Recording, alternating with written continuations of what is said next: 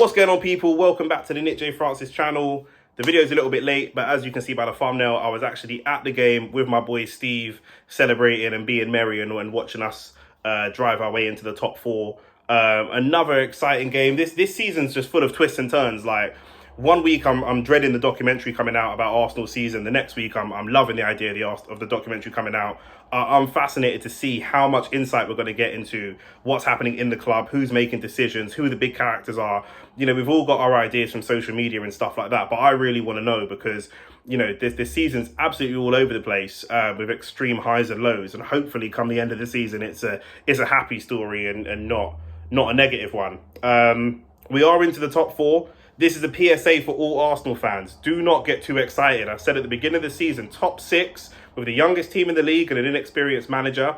That is the goal. Top six is the goal. Top four is overachieving. The reason I say that is because I don't want us to get excited about top four and think that we're top four and think we're the best team, we're the fourth best team in the league and all the rest of it. And then if Arteta finishes fifth or finishes sixth or something like that, it's seen as an underachievement. We have to manage our expectations. Top six is the goal. Getting back into Europe is the goal. Getting players in who have European football ambitions is the goal. And then we can kick on and build a team. These guys will get more mature and then we can push on to top four. Top four is not the goal for this season. That would be way overachieving with where Arteta's taken the club from. Back-to-back eighths and then all the way up to fourth would be incredible. But fifth and sixth is a really, really good result. And obviously, United and Spurs do have games in hand, as their fans continue to text me every day. They do have games in hand. So, you know, we're not necessarily in the controlling position for the fourth spot, but to be there is really, really crucial. And to take a major scalp, make no mistake about it, West Ham is a major scalp for Arsenal. We have lost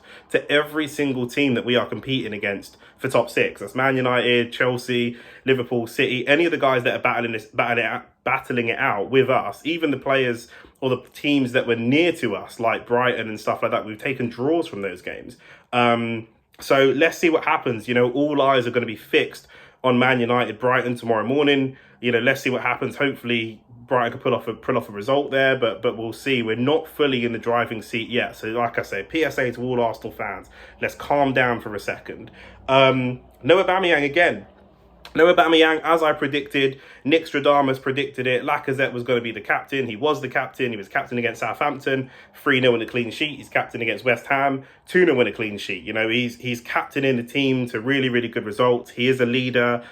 He won the penalty, which is one of the only things that Anthony Taylor got right in the whole game. Anthony Taylor is a bottle job. I think it was a really awful performance from the referee. 15 minutes in, watching it live, me and other people in the stands were saying that he looked like he'd lost control of the game.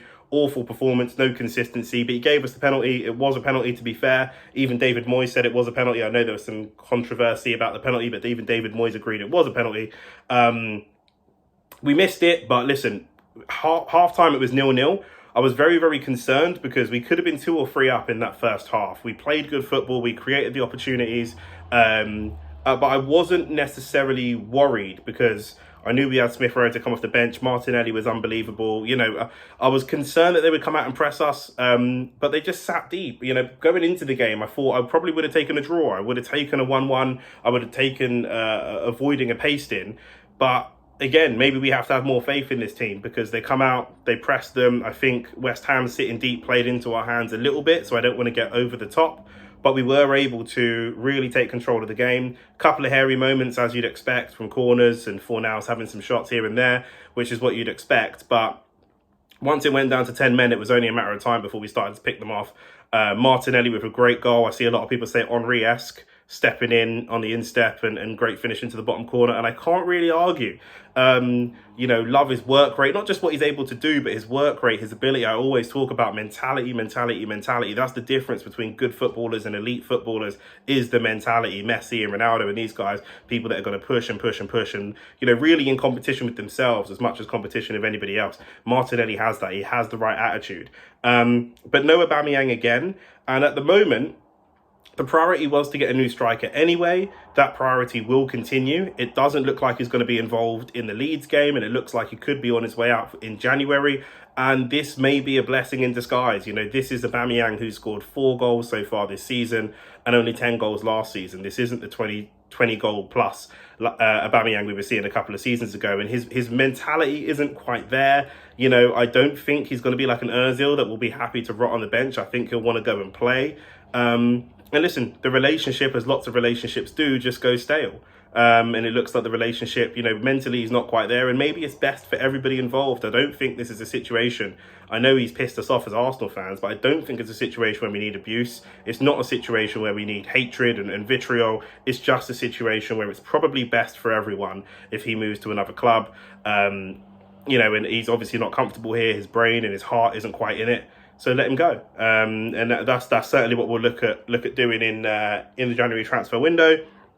So we're 1-0 up after Martinelli's goal. Smith Rowe comes on, and as soon as we break, I saw Saka with the ball. I saw Smith Rowe ahead of him, and I said to my mate Steve, I was at the game with, I said, it's Saka and Smith Rowe, mate. This is going to be a goal. Saka, absolutely telepathic. It's crazy how, you know, he was able to. He gave Masuaku all sorts of issues for the first half, but he wasn't super direct every time he got the ball. But when Smith Rowe's next to him, and it's one of the reasons I like Smith Rowe in the 10 rather than out wide on the opposite wing, when Smith Rowe's next to Saka, the confidence Saka has and the telepathic nature of their game is so good. He has so much more confidence. He's so much more direct. And that's what happens. Slots it in. Smith Rowe steps in, gives the keeper the eyes, puts it near post. Really, really good finish. Even Tierney had a great strike when the ball come out from one of Martinelli's sort of fumbled shots, and Tierney had a great strike, and Fabianski just tipped it over the bar. Fabianski, obviously, good servant for Arsenal, so it's good to see him doing well, but obviously not stopping that shot. But when we attack, we look good. We look really, really good when we attack. For me, Martinelli has to be man of the match, not just for his goal, but for his overall play, his overall link-up play, his mentality, his work rate. Really, really good stuff to see. Little bit disappointed in the substitutions to see Eddie Nketiah coming on the wing ahead of Nicola Pepe. You know, even if it is a case of us looking to ship him out, I'd like to see him get some game time. I think in games like this, when they're sitting deep and you could use someone who's really direct and is quick and has got some good feet, you know, I think if Pepe comes on, listen, it could be 2 or 3, it could be 3 or 4 rather, nil. But obviously, Nketiah comes on and he does what he does, and he's going to run around and be dogged. He's just not the best technical player. So, but anyway, Martinelli, man of the match after a long spell out of the team. We've all been crying for him to get back into the team. He comes back into the team and he starts winning us games, and he just gives that work rate. And you know, what more can you say? Lacazette leading the line, being a captain, Martinelli finishing. It's just everything. It was just a complete fucking wet dream of everything that Arsenal fans want to see, really. It's Saka, it's Smith Rowe, it's Lacazette, it's Martinelli.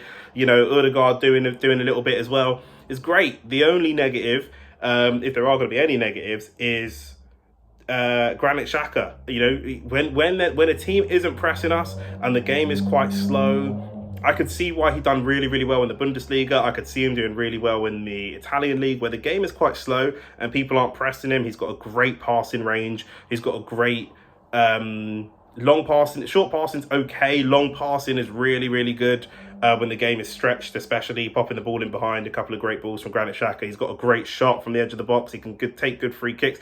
I can see a lot of the good things in him. But when it comes to the Premier League and the game is played so much quicker, you see some people really, really thrive and some people really, really struggle. And he just struggles with the pace of the game. You know, a couple of times you let them in from sloppy passes and just losing concentration, not quite clear communication. And again, you can get away with those things in other leagues around the world, but not in the Premier League. You know, and this is why it's the best league in the world. Or, you know, if you want to say it's not the best league in the world, it's certainly the most competitive league in the world for sure. That's not up for debate. And so going into the next game, we've got Leeds tomorrow, and I imagine Arteta will probably keep it unchanged. I think if it's working, he's not going to want to change it, and I understand that mentality. But Leeds will press us. Leeds coming off of a loss, and a pretty bad loss as well. They will be out for vengeance. Bielsa will expect a reaction, and I'm concerned about Granit Xhaka being there to get pressed. You know, he needs to play the game much, much quicker, especially against a pressing team like Leeds. That's going to cause us all sorts of problems. But at the same time, does Granit Xhaka being next to Partey bring out the best in Partey? Because Partey was really, really good. in the game against West Ham. That's the Thomas Partey we need to see on a regular basis. We need to see that week in, week out.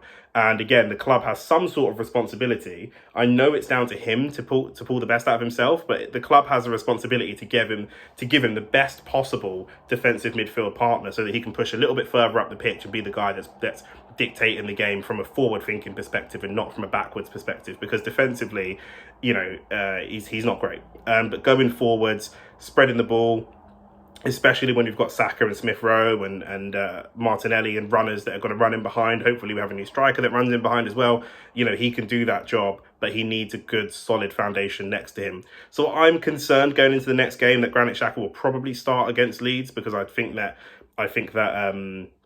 Arteta will want to keep it the same.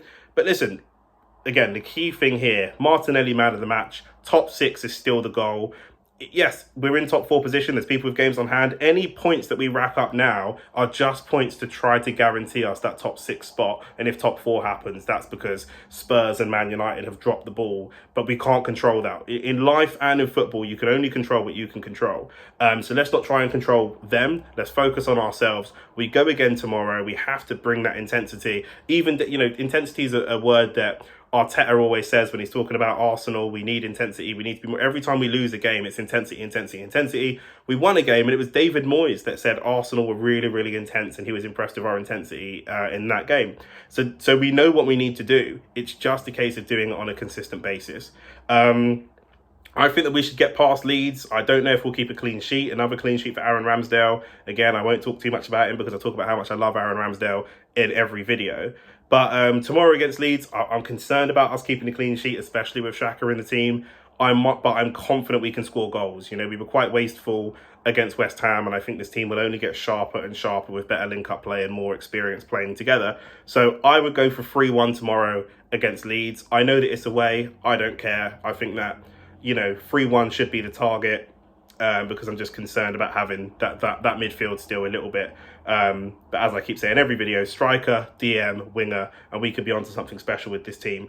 So here we go. But let me know in the comments below, what are your thoughts? What do you think the prediction is going to be? And what's the goal for you? Like I say, for me, it's top 6. What do you think? Should we be aiming for top 4 this season, or do we just go for top 6 this season and focus on top 4 next season? With some fresh blood and some fresh talent.